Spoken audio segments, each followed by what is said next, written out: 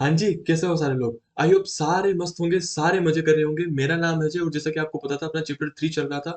Part A और part B मैंने 3 part में डाल दिया है इस चैप्टर्स को, तो 2 पार्ट मैंने ऑलरेडी अपलोड कर दिए हैं। उम्मीद करता हूँ वो दोनों पार्ट आपने अच्छे से पढ़ लिया होगा। सारी चीज़ें आपको अच्छे से समझ में आ गई होगी। ठीक है? तो इधर आइए, अपन यहाँ तक पहुँच गए थे फर्स्ट और सेकंड पार्ट में। थर्ड पार्ट में अपन यहाँ से शुरू करेंगे क्योंकि अपना आगे का कंटेंट बचा हुआ था। इस वाले पार्ट में अपन ये बचा हुआ कंटेंट करेंगे और जो एमसीक्यू बचे हुए हैं अपने वो करेंगे, ठीक है? तो अपना नेक्स्ट टॉपिक है identifying critical success elements of product development, product tech, product offering, procurement, supply chain. ठीक है, तो इसमें ये जो इनिशियली 3-4 पेजेस आपको दिए हुए हैं ना, यहाँ तक investor analysis of a product, इसमें कुछ ऐसे काम की बात नहीं है। इसमें मोटा मोटा इन्होंने यही बोल रखा है कि अगर आपको एक सक्सेसफुल प्रोडक्ट डेवलपमेंट करना है तो आपको कुछ क्रिटिकल चीजों को ध्यान में रखना होगा। अब क्रिटिकल चीजें कौन कौन सी है, इसमें वही चीजें हैं जो आपने अभी तक कर ली है, मतलब पढ़ ली है, आपको बेसिक नॉलेज होगी और जो है वो आगे आ जाएगी, जो आप तक मतलब अभी तक आपने नहीं पढ़ी है। ठीक है, इन 2-3 पेजेस की मैं बात कर रहा हूँ। तो इसमें यही दिया हुआ कि सक्सेसफुल प्रोडक्ट बनाने के लिए आप कुछ क्रिटिकल चीजों को ध्यान में रखना है। अब कौन सी क्रिटिकल चीजें? यूजर्स की नीड क्या है, यूजर के पेन पॉइंट क्या है, ठीक है, और उनकी जो प्रॉब्लम्स है आप उनको कैसे एड्रेस करके चलोगे। ठीक है, और इसमें था कि उन प्रॉब्लम्स को देख लो, उन प्रॉब्लम्स का राइट सॉल्यूशन क्या क्या है, मार्केट में आपके प्रोडक्ट की क्या डिमांड है, मार्केट में ट्रेंड क्या है, आप अपने प्रोडक्ट को कैसे डेवलपमेंट करो, मतलब कैसे डेवलप करोगे, वो चीजें हैं। तो उन पे आपको ध्यान रखना है, सो दैट अभी आप उन चीजों को ध्यान में रख के चलोगे तो आपको कोई रिस्क होगी वो आप उसे अभी ही एड्रेस कर लोगे। लॉन्ग टर्म में जाके पता लगेगा तो आपकी कॉस्ट भी बढ़ेगी, आपका टाइम भी खराब होगा और जो ह्यूमन कैपिटल आपके ऑर्गेनाइजेशन में काम कर रही है उसके एफर्ट्स भी वेस्ट होंगे। तो बेसिक बात है चीज में, ठीक है। और आगे ये जो है investors outlook on success elements, एक सेकंड। हाँ, इतना बोलते कि investors outlook on successful success elements, कि इन्वेस्टर क्या सोचता है। तो इसमें भी यही कॉमन बात है, इसमें कुछ लाइनें दी हुई है अलग अलग फेमस फेमस लोगों की, जैसे कि रतन सर की है। तो इसमें भी यही लिखा हुआ है समरी के फॉर्म में, मैं अगर बोलूँ तो कि भाई जो सर तरीके वाले एंटरप्रेन्योर्स होते हैं ना, उनको जैसे उनके काम को देख के ही इन्वेस्टर्स को से कॉन्फिडेंस आ जाए, ठीक है, कि भाई हाँ अपना पैसा है जो अपन दे रहे हैं वो सेफ रहने वाला है, किसी अच्छे इंसान के हाथ में है। ठीक है, तो ऐसे एंटरप्रेन्योर्स की तलाश में रहते हैं इन्वेस्टर्स, और उनके वेंचर में इन्वेस्ट करने के लिए वो एकदम हमेशा रेडी रहते हैं। इससे बेसिक बात थी जो आपको बताइए। इसमें ये लिखा हुआ है कि रतन टाटा सर ने भी कहा था कि take the stones people throw at you and use them to build a monument. और ऐसे ही डिफरेंट डिफरेंट लोगों के इसमें कोट्स दिए हुए हैं, वो आपको अगर टाइम मिले तो चाय पानी के साथ पढ़ लेना, काम का कुछ नहीं है, एमसीक्यू इधर से नहीं आएगा। जो अपना मेन कंटेंट आज का शुरू होता है वो यहाँ से शुरू होता है कि investor analysis of a product. As a investor अपने प्रोडक्ट को कैसे एनालाइज करें। आप कौन हो? स्टूडेंट नहीं, आप अब हो इन्वेस्टर। आने वाले 5-6 मिनट के लिए आप अपने आप को मानो इन्वेस्टर, ओके। और आप किसी कंपनी में इन्वेस्ट करने जा रहे हो, तो उस कंपनी के जो भी प्रोडक्ट्स है उसको आप कैसे इवेलुएट करोगे, उसको कैसे एनालाइज करोगे, ठीक है। तो इसमें लिखा हुआ है कि investor scrutinise various aspects of a product development to assess the viability potential risk associated. ठीक है, तो आपने किसी भी प्रोडक्ट को आप एनालाइज करोगे तो आप क्या देखोगे, आप बहुत सारी चीजें उसमें से देखोगे। क्या असेस करने के लिए कि भाई इस प्रोडक्ट की वाइबिलिटी कैसी है, ठीक है, फाइनेंशियल वाइबिलिटी है, फिजिकल वाइबिलिटी है, और भी बहुत सारी चीजों में वाइबिलिटी होती है। उसका पोटेंशियल कितना है, उसमें जो रिस्क रिस्क एसोसिएटेड है वो कितनी है। तो ये कुछ चीजें देखने के लिए आप उसे एनालाइज करोगे प्रोडक्ट को, तो क्या क्या चीजें, क्या क्या एस्पेक्ट्स आप देखोगे। वैसे कुछ कॉमन एस्पेक्ट इसमें दिए हुए हैं, बट ये पर्सन टू पर्सन डिपेंड भी करता है भाई। कोई अलग चीजें देखेगा, कोई अलग देखेगा, बट ये जो नीचे 8-9 पॉइंट दिए हुए हैं ये कॉमन है, ठीक है। आइए डिस्कस करते हैं कि अपन किसी प्रोडक्ट को एनालाइज करेंगे तो क्या चीजें देखेंगे। फर्स्ट पे अपन देखेंगे मार्केट वैलिडेशन, ठीक है, कि भाई मार्केट में उस प्रोडक्ट की डिमांड है कि नहीं है, ओके। यूजर्स की नीड को आइडेंटिफाई किया गया है कि नहीं किया, मतलब फर्स्ट आइडेंटिफाई किया गया उनकी प्रॉब्लम्स को, नीड्स को, उसके अकॉर्डिंग प्रोडक्ट को डेवलप किया गया है कि नहीं किया गया, ये अपन सबसे पहले देखेंगे। Investor assess whether entrepreneurs have conducted through market research to validate the need for their product. भाई जिसने भी ये प्रोडक्ट बनाया है उसने देखा है कि नहीं है कि भाई मार्केट में यूजर्स को नीड भी है कि नहीं है। This includes understanding the target audience, ठीक है, आप टारगेट ऑडियंस की उन्होंने अंडरस्टैंडिंग ली है कि नहीं ली है, कंपटीटर्स को आइडेंटिफाई किया है कि नहीं किया है, और इंश्योर किया है कि नहीं किया गया है कि प्रोडक्ट की मार्केट में, एक सेकंड, प्रोडक्ट की मार्केट में डिमांड भी है कि नहीं है।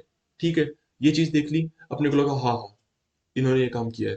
फिर सेकंड पे अपन क्या देखेंगे, clear product definition and goals. Investor look for a well defined product road map and clear goals. Entrepreneur should articulate the problem their product solves. वो जनता को ये बता के चल रहे हैं कि नहीं चल रहे हैं कि भाई आप हमारे इस प्रोडक्ट को यूज करोगे तो आपकी कौन सी प्रॉब्लम हम सोल्व करके देंगे। तो ये जनता को वो बता रहे हैं कि नहीं बता रहे, मतलब जनता को ये पता होगा तभी तो वो प्रोडक्ट खरीदेगी कि भाई हाँ मैं ये पर्टिकुलर प्रोडक्ट खरीदूंगा तो मेरी ये नीड सेटिस्फाई होगी। ओके, मेरी ये प्रॉब्लम सोल्व होगी, तो वो बता के चल रहा है कि नहीं चल रहा है, इट्स यूनिक वैल्यू प्रोपोजिशन। ये भी वो कम्युनिकेट कर रहे हैं कि नहीं करें। और and the specific objective they aim to achieve, और कुछ ऐसा स्पेसिफिक ऑब्जेक्टिव है जो वो उस प्रोडक्ट को मार्केट में उतार के अचीव करना चाहते हैं। ठीक है। थर्ड पे है user centric design and experience. भाई जो भी वो डिजाइन उतारे वो यूजर सेंट्रिक है कि नहीं, उनके नीड्स को मद्देनजर रखते हुए उन्होंने डेवलप किया गया है कि नहीं, उसे डेवलप किया है कि नहीं किया। Okay, A focus on user centric design is crucial. Investor seek evidence that entrepreneurs understand their target users, have considered user experience in product design। User का जो एक्सपीरियंस है उन्होंने उसे काम में लिया है प्रोडक्ट को डिजाइन करते time, and are open to incorporating user feedback and for continuous improvement. और यूजर ने जिस हिसाब का फीडबैक वो देंगे कंपनी को उसके अकॉर्डिंग वो कंटिन्यूस इंप्रूवमेंट करेंगे कि नहीं करेंगे प्रोडक्ट में। तो ये भी एक चीज अपन देखेंगे एज ए इन्वेस्टर। ओके, ठीक है। फोर्थ पे है cross functional collaboration. Cross functional collaboration का मतलब है कि जिस कंपनी में ये प्रोडक्ट डेवलप हो रहा है, ठीक है, तो और भी बहुत सारे डिपार्टमेंट्स जो उस कंपनी में है वो मिलके काम कर रहे हैं कि नहीं कर रहे, वो उसे भी देख के चलेंगे एज ए इन्वेस्टर। वो क्या अपन है ना एज ए इन्वेस्टर, तो अपन देख के चलेंगे। ठीक है। इसमें क्या देख के चलेंगे, इट्स जो मैंने हाईलाइट कर रखा है वो पढ़ना, it's an method for reducing slowing and increasing collaboration within an organisation. Slowing मतलब एक तो वो होता है ना कि सारे डिपार्टमेंट अपना अपना अलग अलग काम कर रहे हैं, ठीक है, और एक होता है सारे मिलके काम कर रहे हैं, मार्केटिंग वाला, प्रोक्योरमेंट वाला, फाइनेंस वाला, सेल्स वाला, ठीक है, परचेज वाला, अच्छा प्रोक्योरमेंट परचेज आ गया, सेल्स वाला हो गया सारे, और अकाउंटिंग डिपार्टमेंट है, R&D है, वो सारे डिपार्टमेंट जितने भी होते हैं वो सारे एक तो मिलके काम करें। ठीक है, तो ये इन्वेस्टर देखेंगे कि अच्छा ठीक है सारे मिलके काम करें मतलब अच्छा काम कर रहे हैं। It's a method for reducing slowing, मतलब एक तो अकेले अकेले काम कर रहे हैं उसको कम करो, और इंक्रीजिंग कोलैबोरेशन सारे मिलके काम करो within organisation. Collaboration across various function such as development, marketing, sales is essential. Okay, हो गया। फिफ्थ पे अपन एज ए इन्वेस्टर देखेंगे, एज एन इन्वेस्टर अपन देखेंगे कि एजाइल डेवलपमेंट प्रैक्टिस फॉलो हो रही है कि नहीं हो रही है ऑर्गेनाइजेशन में। ठीक है।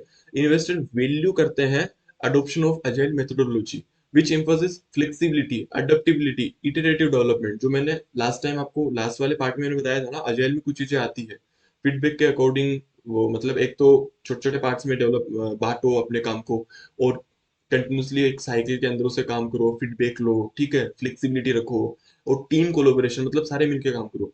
तो flexibility, adaptability, iterative development in agile approach allows entrepreneurs to respond effectively to changing market condition and customer needs, continuous improvement। Okay, six पे है quality assurance and testing. Investor prioritise product quality. Okay, और investor look for evidence that entrepreneurs have a robust testing process in place. ठीक है, वो देखते हैं भाई product की क्वालिटी कैसी है, इनका क्वालिटी सिस्टम कैसा है, ठीक है, ये पहले टेस्ट करते हैं कि नहीं करते। एक तो होता है कि आपने प्रोडक्ट बनाया और सीधा मार्केट में उतार दिया, अब कस्टमर उसे फर्स्ट टाइम यूज करा, फिर उसे पता चल रहा कि यार यार ये कमी है, फिर वो आपको बताएगा, मार्केट में आपकी नेगेटिव इंप्रेशन फैलेगी।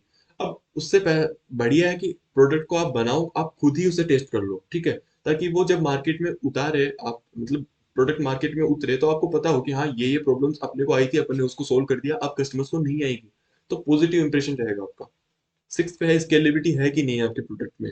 जैसे जैसे डिमांड बढ़ेगी वैसे वैसे आपका प्रोडक्ट मतलब फ्लेक्सिबिलिटी है कि नहीं, स्केलेबल है कि नहीं है, कि वो डिमांड के अकॉर्डिंग वो ग्रो हो जाएगा। ठीक है, पोटेंशियल टू स्केल है कि नहीं उसमें। गो टू मार्केट स्ट्रेटजी, आपकी मार्केट ये स्ट्रेटजी कौन सी है। गो टू मार्केट स्ट्रेटजी वो स्ट्रेटजी होती है कि आपने किसी प्रोडक्ट को बनाया और आप उसे अब मार्केट में कैसे लॉन्च करोगे, मार्केट में कैसे सेल करोगे। ठीक है, ये एक एक्शन प्लान होता है that specifies how a company will reach target audience and achieve competitive advantage. आप उसे कैसे मार्केट में उतारोगे, कैसे कस्टमर तक पहुंचोगे, ठीक है, और कैसे कम्पिटिटिव एडवांटेज को अचीव करोगे, वो सारा आता है गो टू मार्केट स्ट्रेटजी के अंदर। तो अगर इसमें एमसीक्यू है तो ध्यान रखना। ओके, गो टू मार्केट का ऐसे मान लो कि मार्केट में जाना, ठीक है, तो मार्केट में कैसे जाओगे।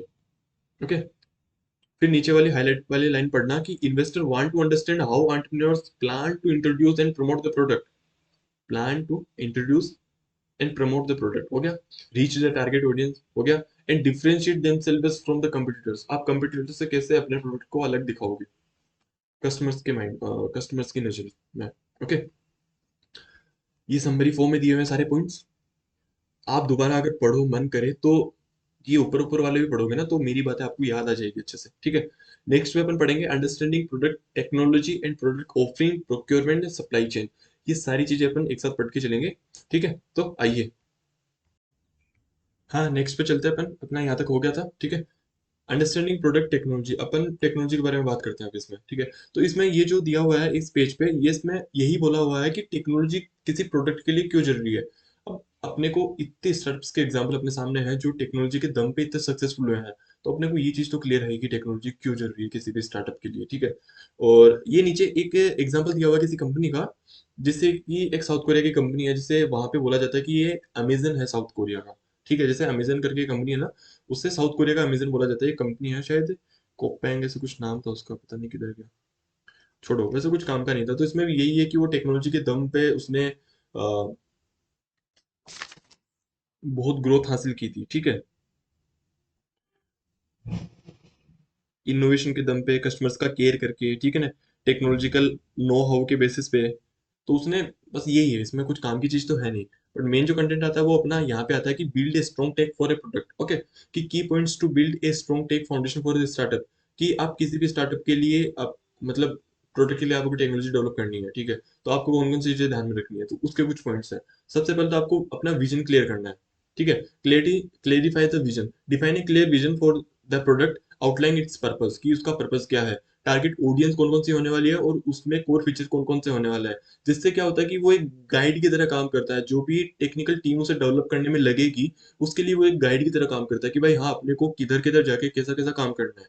अब आप उनको बताओगे नहीं कि भाई आप बोल दो कुछ नया बनाओ, कुछ भी बना देंगे वो। मार्केट की डिमांड क्या है, यूजर्स की प्रॉब्लम क्या है, उसके अकॉर्डिंग उन्हें बताओ कि ये टारगेट कस्टमर होने वाला है, मेरा ये विजन है कि मैं ऐसा करूंगा, और पर्पस ये है। तो ये चीजें उन्हें बताओगे तो उनको एक गाइड, मतलब एक गाइडेंस के रूप में वो काम करेगी। This clarity guides the tech team in building a solution align with the business goals, और वो बिजनेस गोल के साथ भी अलाइन होगा, ओके। बेसिक पॉइंट था। फिर दूसरे पे असेंबल स्किल टीम। ये शायद फर्स्ट पे होना चाहिए ना, कि भाई पहले स्किल टीम को असेंबल करो फिर उन्हें समझो। तो जो भी एक्सपर्ट बंदे होते हैं उनको असेंबल करो आप, ठीक है। थर्ड पे आया चूज स्केलेबल टेक्नोलॉजी, ऐसे टेक्नोलॉजी स्केल चूज करो जो कि बिजनेस के साथ स्केल हो सके, ओके, आउटडेटेड ना हो जाए बहुत जल्दी।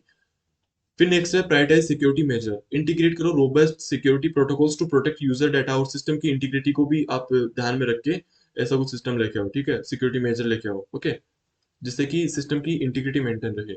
लास्ट, फिर नेक्स्ट आता है कि agile development with MVP, adopt करो एजाइल डेवलपमेंट मेथोडोलॉजी को, या जो भी अप्रोच है, starting with A minimum viable product, minimum viable product के साथ शुरू करो, फीडबैक के साथ कंटिन्यूस इंप्रूवमेंट करते रहो। तो एजाइल वाला सिस्टम भी आपको फॉलो करना चाहिए, ओके, जिसमें कंटिन्यूस इंप्रूवमेंट होता रहे based on the real world uses. जैसे जैसे लोग बाग, मतलब लोग जो उन्हें यूज करते रहे, वैसे वैसे आप उसमें फीडबैक के बेसिस पे कंटिन्यूस इंप्रूवमेंट करते रहो।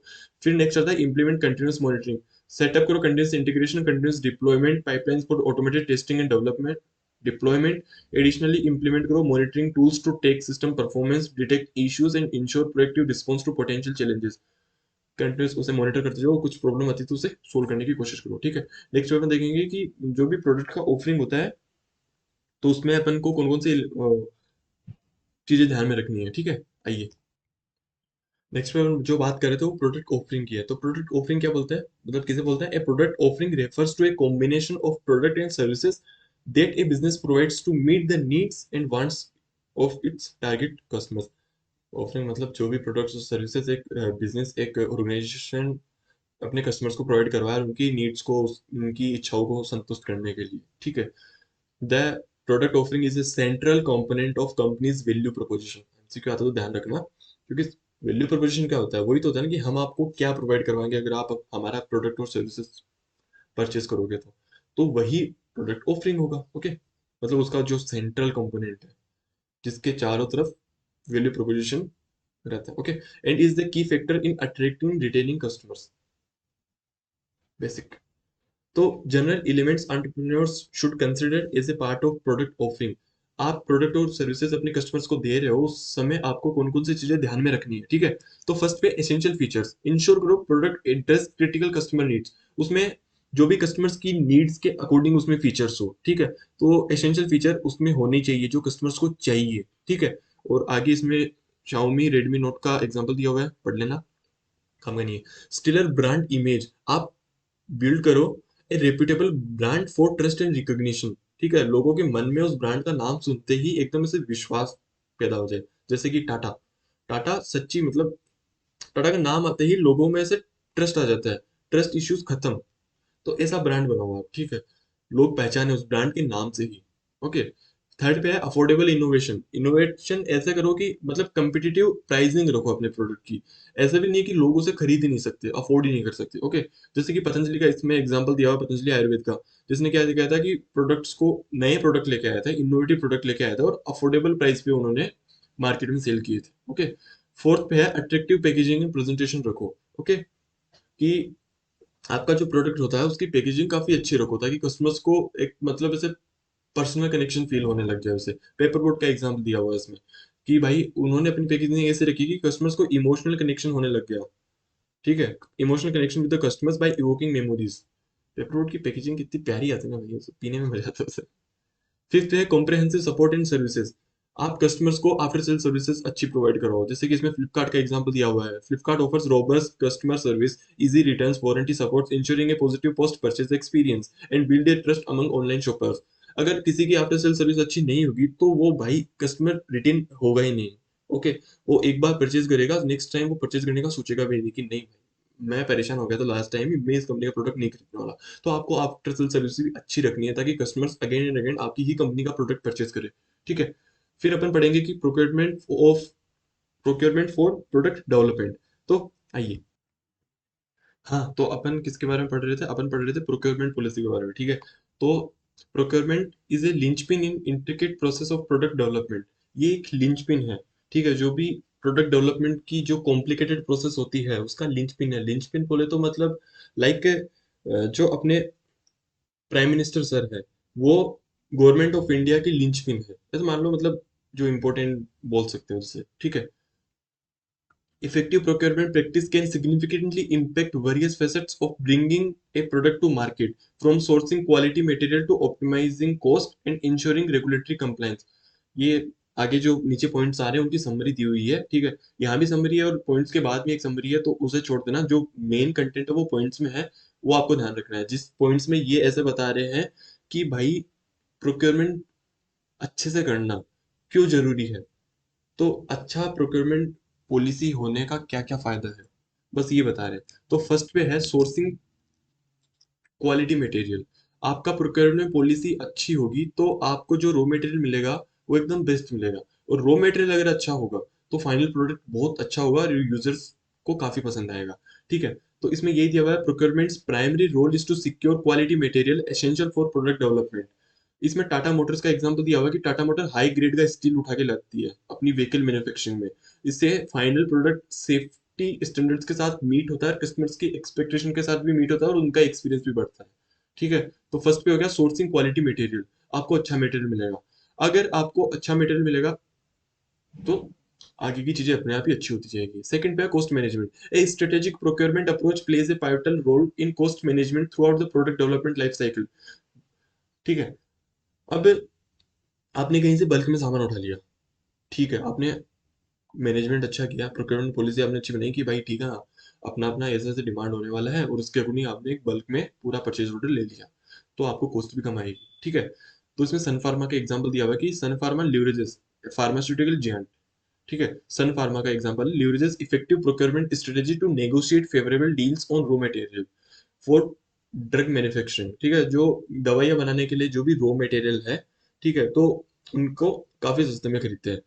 This not only keeps production cost in check but also enhance companies competitive position in the market। भाई और कंपनीज के मुकाबले आप काफी सस्ते में प्रोवाइड कराओगे तो ऑब्वियसली आपको कॉम्पिटिटिव एडवांटेज मिलेगा। थर्ड पे है supply chain efficiency. Procurement is a integral to ensuring a smooth and efficient supply chain in the consumer electronics sector।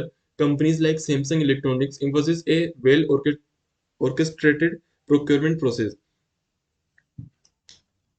to secure components for smartphones and other devices. This efficiency minimizes the disruption, ensuring timely availability for material and product assembly. ठीक है, आपने procurement अच्छे से किया, ठीक है, कहाँ से सामान उठाना है, कैसे क्या, मतलब सप्लायर से बात करना है, तो आपका सप्लाई चेन भी एकदम एफिशिएंटली वर्क करेगा। इसमें सैमसंग का एग्जांपल दिया हुआ ही, ठीक है, कि वो अपने स्मार्टफोन्स के लिए कंपोनेंट्स को सिक्योर करता है, और इससे क्या होता है कि डिस्रप्शन भी कम होता है और टाइमली अवेलेबिलिटी ऑफ मटेरियल भी हो जाती है। ठीक है भाई, डिले नहीं होता प्रोडक्शन में। बेसिक, और कुछ तो नहीं है इसमें समझाने लायक। नको। फोर्थ पे रिस्क मिटिगेशन। ठीक है, अब जैसे कि अभी क्या होता है कि किसी कंट्री ने, मतलब किसी दो तीन कंट्रीज में वॉर चल रहा है, ठीक है, तो वहां पे जो भी प्रोडक्शन होता है रॉ मटेरियल्स का वो रुक जाता है। ओके, जैसे फॉर एग्जांपल अभी वो जो बीच में हुआ था ना उसका, वो कौन सा तेल था वो, नाम भूल गया मैं उसका। आप ऐसे मान लो, उसे छोड़ो, आप क्रूड ऑयल मान लो, किसी कंट्री में जैसे क्रूड ऑयल है, अब उस पर सैंक्शन लग जाता है कि भाई इससे कोई नहीं खरीदेगा, तो लग गई लंका। ठीक है, जैसे अपन अभी रशिया से खरीद रहे हैं, ठीक है, तो अपने को थोड़ा सस्ता मिल रहा है।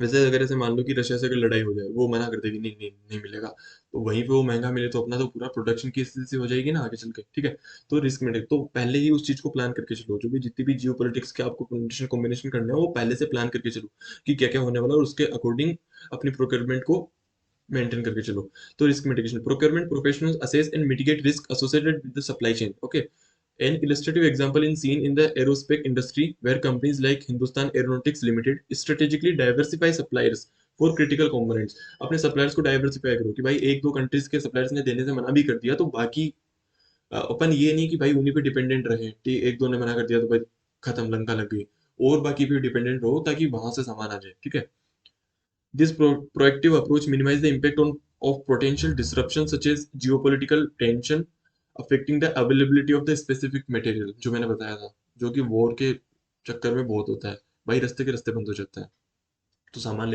लाने ले जाने की कॉस्ट भी काफी ज्यादा हो जाती है।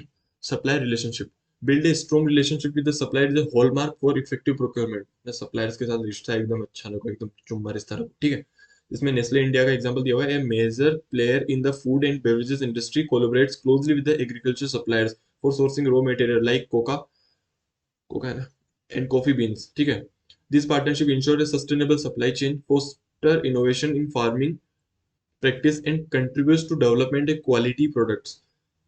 अंतरा कंटेंट इसमें इतना काम का नहीं था बस। अंतरा कंटेंट तो इन जो पांच छह पॉइंट्स हैं इनमें किसी भी काम का नहीं है, बस वो तुम्हें ऐसे समझाने के लिए बोल रहा था। मजा आ रहा है मेरे को। बाकी ऊपर ऊपर मेन हेडिंग पढ़ो और निकलो। ठीक है, सप्लायर रिलेशनशिप हो गया। रेगुलेटरी कंप्लायंस, इसमें है कि procurement is intricately linked to ensuring that all source material comply with regulatory standards. ऐसा कुछ रॉ मटेरियल आप यूज मत करो जिसपे, जैसे मान लो जो बेंड है, ठीक है, जो गवर्नमेंट मना करती है भाई आप ये यूज नहीं कर सकते। ठीक है, in the pharmaceutical sectors, companies like Dr. Reddy's Laboratories prioritize procurement practice that adhere to stringent regulation, जो भी compulsory kind of, okay, मतलब ये तो फॉलो करना पड़ेगा जो भी रेगुलेशन होता है governing the production of pharmaceuticals. This meticulous approach not only ensure compliance but also upholds the company's commitment to quality and safety. ठीक है, ये रेगुलेटरी कंप्लायंस को तो पूरा करके जो चलता ही है, बट ये भी बता के चलता है, मतलब ये भी कंप्लाई करके चलता है कि जो भी प्रोडक्ट और मतलब रॉ मटेरियल आप यूज कर रहे हो वो क्वालिटी के साथ भी कंप्लाई करे और सेफ्टी स्टैंडर्ड्स के साथ भी कंप्लाई करे। ठीक है, अब ये जो नीचे पैरा आ रहा है इसमें भी समरी है कि भाई प्रोक्योरमेंट क्यों जरूरी है। ठीक है, जो ऊपर के पॉइंट थे उनकी समरी दी हुई है। ठीक है, तो अपन नेक्स्ट अपन ये पढ़ते हैं कि भाई जो भी सप्लाई चेन मैनेजमेंट आपने पढ़ा है एसएम में उसके बारे में पढ़ते हैं, आइए। हाँ, तो अपन यहाँ तक आ गए थे, रोल ऑफ सप्लाई चेन पढ़ते हैं, आइए।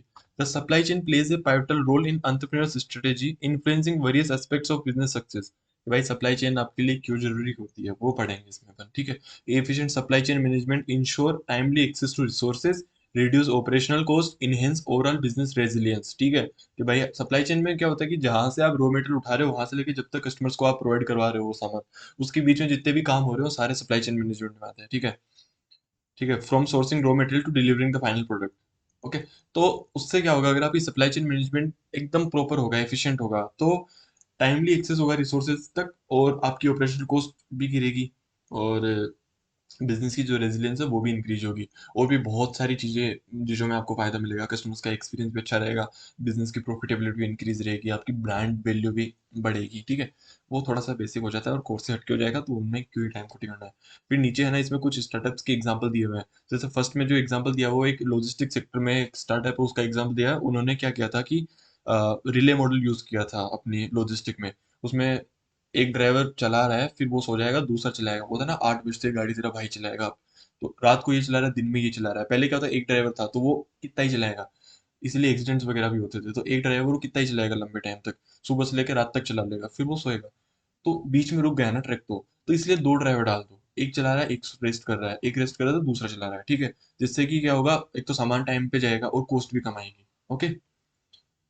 Optimise delivery times and reduce transit cost, और बाकी और एग्जांपल्स हैं जो पढ़ लेना, वो काम की नहीं है, ठीक है। अब इसमें आता है strengthening supply chain for strong product delivery. इसमें दो चीजें हैं, क्या इन दो चीजों की तरफ जाके आप अपनी सप्लाई चेन को मतलब ऐसे रोबस्ट कर सकते हो, ऐसे बढ़िया कर सकते हो, ठीक है। फर्स्ट तो है टेक्नोलॉजी एडोप्शन। जो भी मॉडर्न टेक्नोलॉजी चल रही है, आप उनका सहारा लेके भी अपनी सप्लाई चेन को एकदम मतलब अच्छा कर सकते हो। जिसमें कि सप्लाई चेन मैनेजमेंट सॉफ्टवेयर का यूज कर लो, आईओटी सेंसर्स का यूज कर लो, ऑटोमेशन कर लो, ठीक है, ब्लॉकचेन कर लो। इनका अंदर कंटेंट काम का नहीं है कुछ भी, क्योंकि आपको इनके बारे में सारा बताइए, फिर भी एक बार डिस्कस कर लेते हैं। तो सप्लाई चेन मैनेजमेंट सॉफ्टवेयर में क्या है कि implement software solution that provide end to end visibility, facilitate real time data analysis, streamline communication across the supply chain, ठीक है। आप मतलब टेक्नोलॉजी का सहारा लो ताकि कम्युनिकेशन अच्छा रहे, सारा जितने भी सप्लाई चेन के बीच में जितने भी की पार्टनर्स हैं उनमें आईओटी सेंसर्स लगा लो, ठीक है। Utilise IoT devices sensors for real time tracking of inventory, monitor कर लो इक्विपमेंट की हेल्थ को, collect data for predictive analysis. जैसे वो होता है ना कि एक मॉल का एग्जांपल आया था एक बार, कि उसमें इन्वेंट्री एक लेवल से नीचे जाती है तो वो सेंसर ऑटोमेटिक उसे डिटेक्ट कर लेता है और ऑर्डर डाल देता है प्रोक्योरमेंट का, ठीक है, परचेज ऑर्डर डाल देता है। फिर ऑटोमेशन है, introduce automation in routine task such is order processing. अपने आप ही ऑर्डर प्रोसेस हो जाए, ठीक है। जब एक लेवल से नीचे इन्वेंट्री जाए तो ऑर्डर अपने आप प्रोसेस हो जाए, तो उसमें आप ऑटोमेट कर सकते हो। Inventory management, data entry to minimise errors. Human errors को मिनिमाइज करने के लिए आप डेटा एंट्री को ऑटोमेटिक कर दो। Reduce operational cost, enhance efficiency. फिर है ब्लॉकचेन। आप ब्लॉकचेन का भी सहारा ले सकते हो, क्योंकि ब्लॉकचेन में क्या होता है कि वो मतलब आप ट्रेस कर सकते हो ट्रांजेक्शन को। Explore blockchain technology for enhance transparency, क्योंकि उसमें छेड़छाड़ तो हो नहीं सकती, छेड़छाड़ होती है तो पता लग जाता है। Traceability and security in supply chain transaction, तो आप इन चार पांच चीजों का सहारा ले सकते हो अगर टेक्नोलॉजी की तरफ जाते हो तो। वहीं और दूसरा है, मतलब दोनों को साथ लेके चलना आपको। फिर दूसरा है स्ट्रेटेजिक पार्टनरशिप एंड कोलोब्रेशन। एक टेक्नोलॉजी हो गया, सेकंड पे आता है स्ट्रेटेजिक। तीन कैसे हो गए। सेकंड है फिर स्ट्रेटेजिक पार्टनरशिप एंड कोलोब्रेशन, की आप पार्टनरशिप करो जो भी सप्लाई चेन मैनेजमेंट की पार्टनर्स है, ठीक है, उनमें सब में मतलब सब आप एक साथ मिलकर काम करो। Building strong partnership is another critical aspects of strengthening the supply chain, ठीक है। उसमें फर्स्ट पे आ जाएगा सप्लायर रिलेशनशिप, ठीक है। आप सप्लायर से अच्छा रिलेशन रखो, जिससे कि क्या होगा कि एक तो रॉ मटेरियल आपको जल्दी मिल जाएगा, ठीक है। आप नेगोशिएशन कर सकते हो सप्लायर्स के साथ, और जो टर्म्स होगी वो आपके फेवर में रहेगी, ठीक है। और है कि ओपन कम्युनिकेशन भी मेंटेन कर सकते हो आप उनके साथ, कि foster strong relationship with reliable suppliers to ensure a steady and high quality flow of material, includes negotiating favourable terms and maintaining open communication, ठीक है, बेसिक था। फिर है लॉजिस्टिक पार्टनरशिप। जो भी लॉजिस्टिक वाले हैं वो आप उनके साथ अच्छा पार्टनरशिप करो, जिससे कि सामान टाइमली डिलीवर हो जाए। Collaborate with logistic providers to optimise transportation, reduce lead times, improve overall delivery efficiency, explore innovative last mile delivery solution to enhance customer satisfaction। Time पे सामान चला जाए, बेसिक। फिर है कोलोबरेटिव प्लानिंग, ठीक है। Implement collaborative planning process with key partners to align production schedules, ठीक है। जितने भी आपके की पार्टनर्स हैं आप उनके साथ पार्टनरशिप करके चलो, जैसे कि सप्लायर हो गया, मैन्युफैक्चर हो गया, डिस्ट्रीब्यूटर हो गया, रिटेलर हो गया। सारे मिलके एक साथ काम करो, जिससे कि प्रोडक्शन शेड्यूल भी आपका ठीक रहेगा, like over production under production नहीं रहेगा, इन्वेंट्री लेवल एकदम मेंटेन रहेगा, और डिमांड फोरकास्ट के अकॉर्डिंग आप प्रोडक्शन करो, ठीक है। मतलब प्रोडक्शन शेड्यूल, इन्वेंट्री लेवल और डिमांड फोरकास्ट तीनों साथ मिलकर काम करनी चाहिए, कि भाई जितनी डिमांड है उसके अकॉर्डिंग आप इन्वेंट्री रखो, उसके अकॉर्डिंग ही आप प्रोडक्शन प्लान करो, okay. This ensure a synchronise supply chain that respond effectively to market dynamics, ठीक है। जैसे जैसे मार्केट में चेंजेस आते रहते हैं उसके अकॉर्डिंग आपकी वो रिस्पॉन्ड करे supply chain. Okay. Ecosystem collaboration consider participation in industry ecosystem और platforms that facilitate collaboration between various supply chain participants. Such collaboration can lead to share insights resources and efficiency. आपके जितने भी supply chain के partners हैं, manufacturer है, retailers है, ठीक है, होलसेलर्स हैं, डिस्ट्रीब्यूटर हो गया, उनमें सब में अच्छे से पार्टनरशिप होगी ना, तो एक तो एक्सपीरियंस भी आप शेयर कर सकते हो एक दूसरे के साथ, ठीक है, जिससे कि आपको प्रोडक्शन में हेल्प होगी, अपने प्रोडक्ट की डिमांड को समझने में हेल्प होगी, मार्केट में क्या ट्रेंड चल रहे हैं उनको समझने में हेल्प होगी. सेकंड पे रिसोर्सेज भी आप उनके साथ शेयर कर सकते हो, जिससे आपकी एफिशिएंसी भी इंक्रीज होगी. ओके. और इसमें यही था. और मिलके काम करोगे तो आपकी एफिशिएंसी भी इंक्रीज होगी. तो यहाँ तक अपना चैप्टर ये खत्म हो जाता है. समरी आप पढ़ लेना. चाहे मैं नहीं, मजाक कर रहा हूँ, काम की नहीं है, छोड़ो. ठीक है, तो आइए अब अपन एमसीक्यू डिस्कस करते हैं. ठीक है.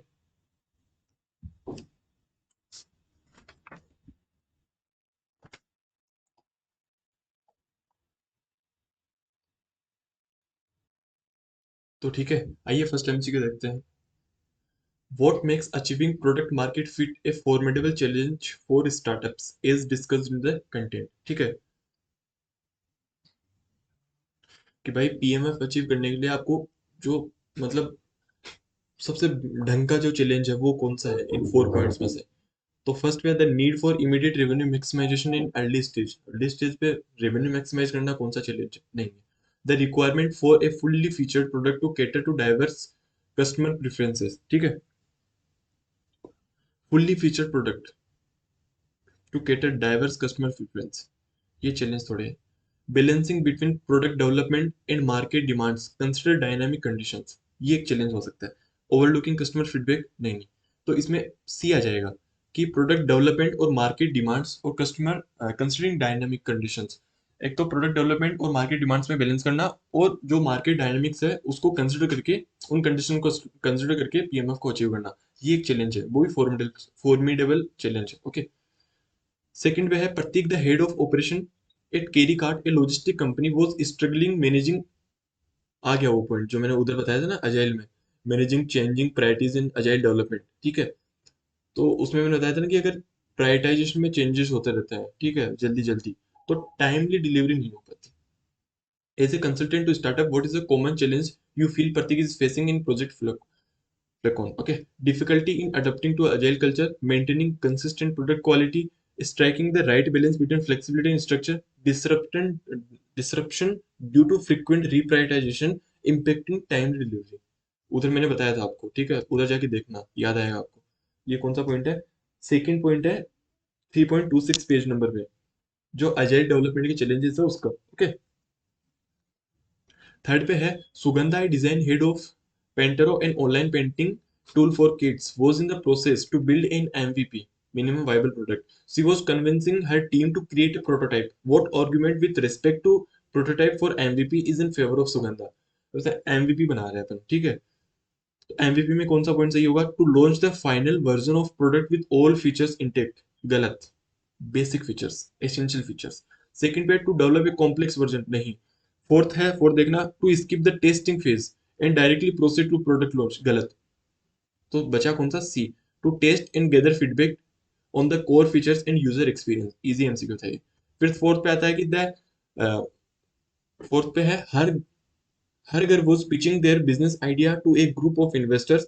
One of the investor from Dubai was really interested in knowing the cross-functional collaboration considered by Hargar during product development.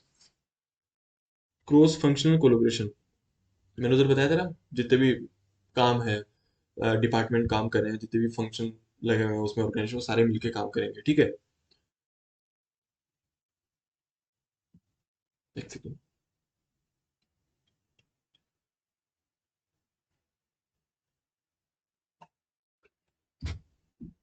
ठीक है, तो अब इसमें लिखा हुआ है कि Shyam the co founder was not very convinced on the approach as the co founder which of the following statement can help explain the relevance to Shyam.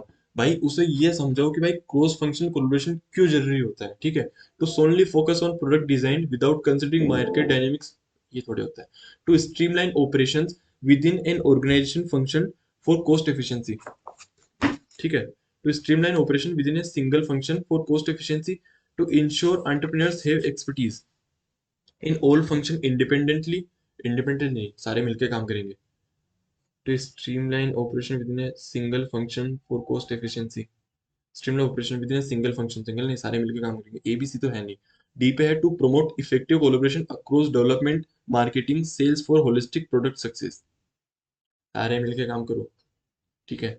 Development, marketing वाला, सेल्स वाला, ओके, ताकि प्रोडक्ट एकदम सक्सेसफुल रहे। Alex is developing a new productivity app. Alex has conducted initial market research and built a minimum viable product based on insights gathered. However, Alex is now facing challenges of refining the product to ensure the best fit in the market. What strategy should Alex adopt to enhance product fit? क्या बोल गया ये? Alex is developing a new productivity app. Okay. Alex has conducted initial market research and built MVP. Okay. MVP बना लिया उसने। अब उसे challenges face करने पड़ रहे हैं refining the product to ensure best fit in the market. What study should Alex adopt? Skip the iterative development and testing phase to expedite the product launch. गलत. Focus on understanding the target audience through market research and user feedback. ठीक है ये. Expand the product features to cater the broader audience. Avoid measuring metrics and rely solely on intuition. Avoid करना measuring matrix, ये भी नहीं है। ये थोड़ा सा ज्यादा अप्रोप्रिएट लग रहा है मेरे को। Focus on understanding the target audience through market research and user feedback, ठीक है। आपने एमवीपी बना लिया, अब टारगेट ऑडियंस की अंडरस्टैंडिंग लो, ठीक है, उन पे फोकस करो, मार्केट रिसर्च करके, और उनसे फीडबैक लो, उसके अकॉर्डिंग आप प्रोडक्ट फिट को अचीव करो, ठीक है। इनहेंस द प्रोडक्ट फिट बोला है ना, तो बी आएगा इसमें। खैर, सारे एमसीक्यू हो गए अपने इसमें। उम्मीद करता हूँ आपको सारी चीजें अच्छे से समझ में आ गई होगी। नेक्स्ट पे अपन चैप्टर 4 लेके चलेंगे, pitching the idea and presentation. ये थोड़ा सा मस्त होने वाला है, छोटा है, इतना बड़ा नहीं है, जितना चैप्टर 3 बड़ा था ना, इतना टाइम नहीं लगेगा इसमें, बहुत जल्दी हो जाएगा, ठीक है। तो उम्मीद करता हूँ कि यहाँ तक आपको सब कुछ समझ में आ गया होगा। आप एक बार देखोगे ना ऊपर ऊपर से, आपको अब मेरे को सुनने के बाद आपको सारी चीज अच्छे से समझ में आ गई होगी, ठीक है।